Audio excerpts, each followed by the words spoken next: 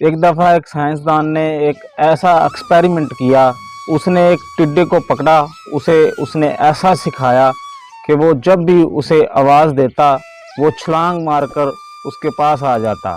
साइंसदान ज़ोर से उसे कहता कि कूदो, और टिड्डा कूदने का लफ्ज़ सुनते ही ज़ोरदार छलांग मारकर उसकी गोद में आ जाता। जितनी ज़ोर से वो आवाज़ देता था, टिड्डा उतनी ही ज़्यादा ज़ोर से छलांग लगाता था। उस टिड्डे को ये ट्रेनिंग देने के बाद साइंसदान ने अपना तजर्बा शुरू किया। उसने टिड्डे की एक टांग तोड़ दी, और टांग तोड़ने के बाद उसने आवाज़ लगाई, कूदो। उस टिड्डे ने छलांग तो लगाई, लेकिन छलांग लगाने की दूरी उसकी बहुत ज़्यादा कम हो गई। वो साइंसदान की गोद तक ना आ सका।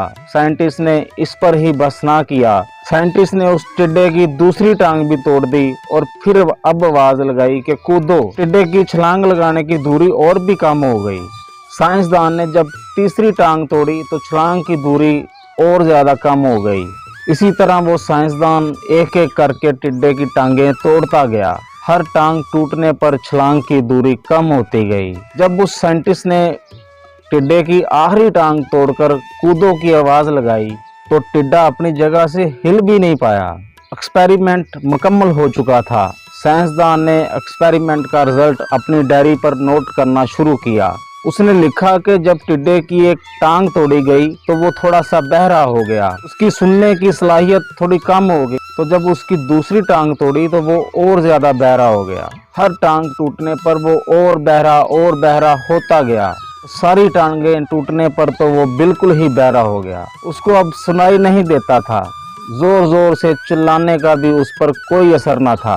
वो तो अपनी जगह से हिला तक नहीं। दोस्तों, इस कहानी को सुनकर आप भी हैरान हो रहे होंगे कि वो साइंटिस्ट कितना बेवकूफ़ था। उसने उस टिड्डे के बारे में कितना गलत नतीजा निकाला। ये तो कोई बच्चा भी बता सकता है कि टिड्डा बहरा नहीं हुआ था, बल्कि उसकी छलांग लगाने की दूरी उसकी टांग टूटने की वजह से कम हुई थी। और जब साइंटिस्ट ने उसकी सारी टांगें ही तोड़ दी तो अब वो हिलता कैसे, वो कैसे छलांग लगाता? उसकी तो टांगें ही नहीं थी। दोस्तों, हम अपनी ज़िंदगी में एक काम जो बहुत ज़्यादा करते हैं वो है लोगों को जज करना। जब भी हम नए लोगों को मिलते हैं तो उनको हम जज करते हैं। उनके ज़ाहरी सरापे से, उनकी ड्रेसिंग से, उनके बात करने के स्टाइल से, हम छोटी छोटी बातों से उनके बारे राय बनाना शुरू कर देते हैं।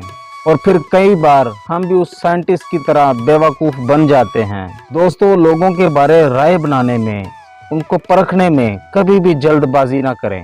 पांच दफ़ा जो दिख रहा होता है वो असल में होता नहीं। कई बार होता कुछ और है और हमें समझ कुछ और आ रहा होता है, जबकि हकीकत में होता कुछ और ही है। एक तस्वीर के कई रुख होते हैं और एक बात के कई मतलब होते हैं। हम जल्दबाजी में कोई नतीजा निकाल लेते हैं जो सही नहीं होता और फिर बाद में उस पर पछताना पड़ता है। इसलिए ज़िंदगी में एक फैसला ज़रूर करो कि जल्दबाजी में कभी कोई फैसला ना करो। किसी को परखने में, किसी के बारे राय बनाने में कभी जल्दी ना करो।